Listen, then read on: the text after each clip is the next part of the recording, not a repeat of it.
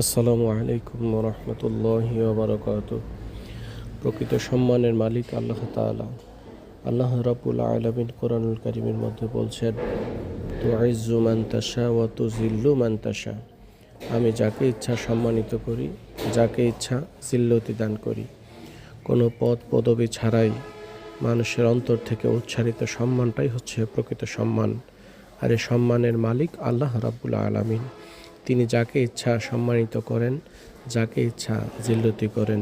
সে বুঝতেও পারে না যে আমি কিভাবে জিল্লতি হলাম বা কিভাবে এতটা সম্মানিত হলাম। দেখতে পাচ্ছেন জসিমউদ্দিন রহমানী সাহেব শেরপুরের একটি প্রোগ্রামে এসেছিলেন।